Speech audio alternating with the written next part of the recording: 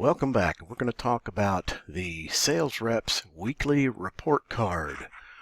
A report card is a single page form or report that we can fill in each week for the Friday meeting that gives an overview of all activities.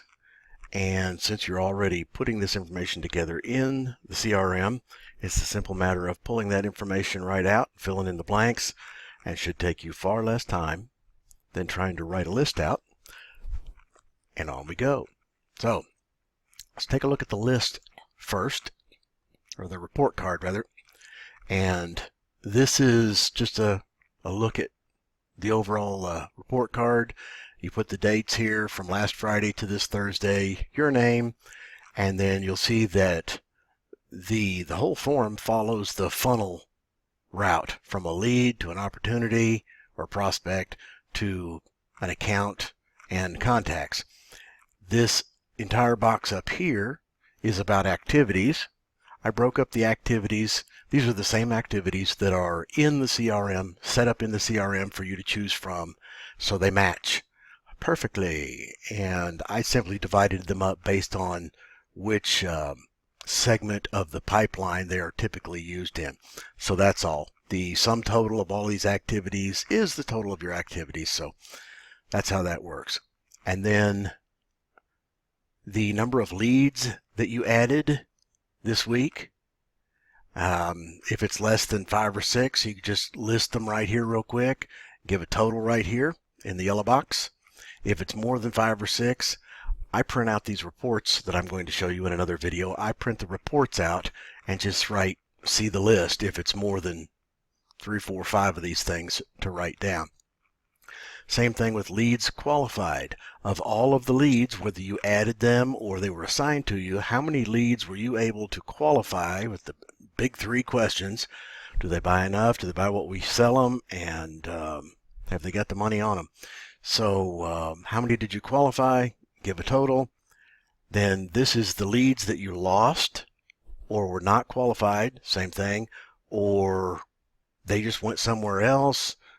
You couldn't get an appointment, whatever. You've lost them and you're going to stop chasing them, and you put them into the archive, or you archived them because you want to call them back in 2, 3, 4 months, and you've scheduled something, but you want the time spent in the funnel clock turned off, so you would archive it. So that's where it goes here. Same thing. Less than 5, write them down. More than 5, just reference the list that you print out to get this information anyway. The yellow boxes throughout are for your totals, of course. The opportunities, opportunities added. Now an opportunity is a prospect that's been qualified, or it's a sales opportunity from an existing account. So the word opportunities, as we've gone over before, has a double meaning. But if you qualify a lead, then it's automatically going to be put into the opportunities or the sales funnel itself. And so this column and this column, or this section and this section, can be very similar. You know, John Smith here was qualified, so John Smith's going to be listed over here again.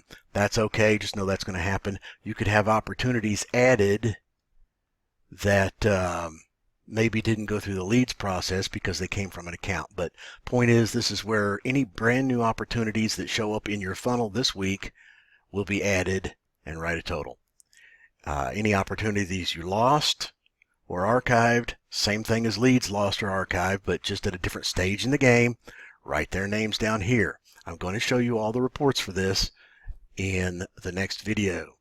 All right, then here, any new counts you won, yay. List them here, more than 5 or 6, print it out, reference the list, give yourself a total. Now, the number of contacts that were added, these are humans, accounts are businesses, contacts are humans. If you added new humans from new accounts, how many was that? You know, the accounts that you wrote up this week, or that you won this week and started, how many people are involved here? And give a total there. You will print out the list for this, and it'll be included with the report card.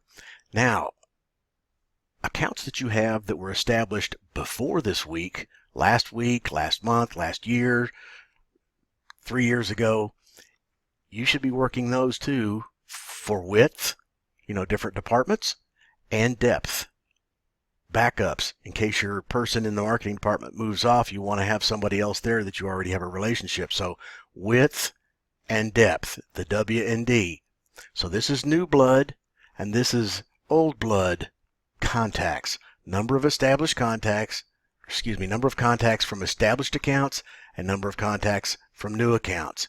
Write those there, total them up in the yellow. There we go.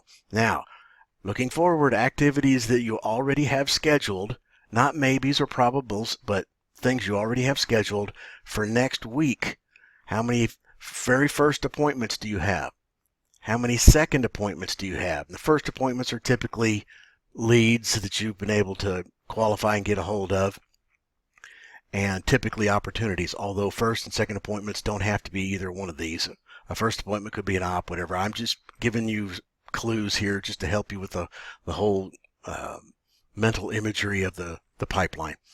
Appoints, how many appointments did you have with existing or established accounts?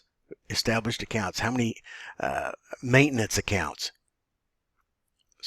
How many appointments did you have that were account maintenance? Somebody called and said, can you come over and help me with something, blah, blah, blah.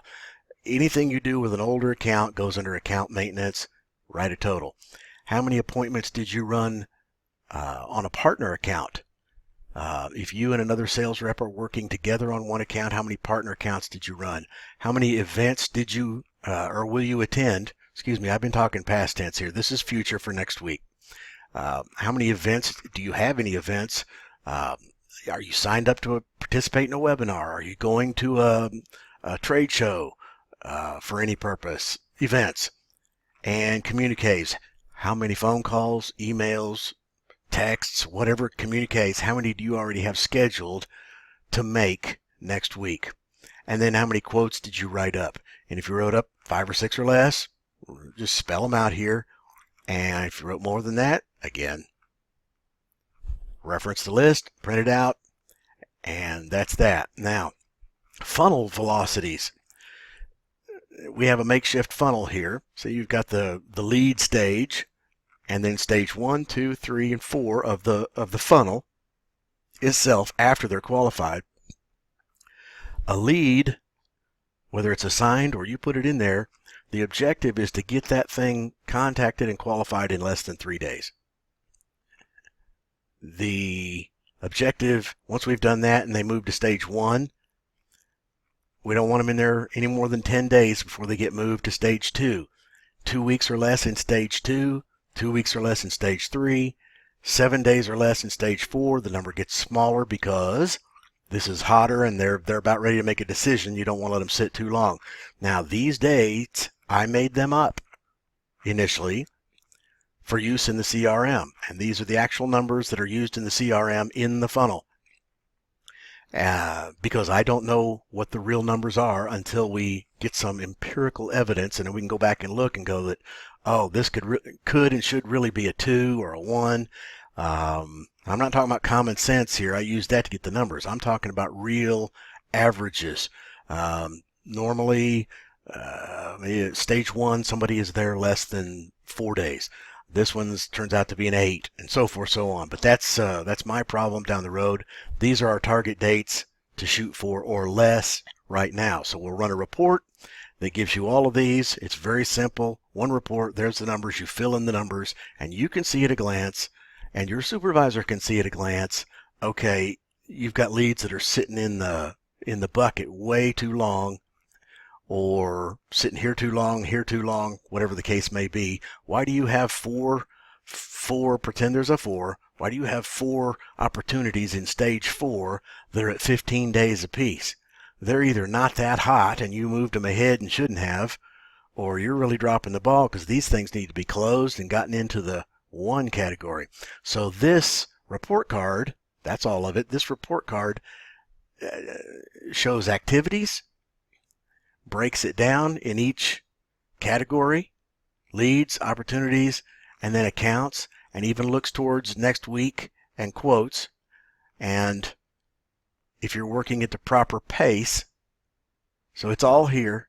If you want to put together a separate list of all the minutia of who ordered what and how many business cards and whatnot, that's fine if that's what you want to do. But this report card is the list of activities that need to be monitored for our own benefit. So there you go. There you have it. That's the report card. Next video will be about how to set up the reports in Pipeliner Sales that will give you all of this data, and it'll take you about 5 to 10 minutes a week to print those reports out and fill the data in, and it's actually quite fascinating. So have fun with that. On we go.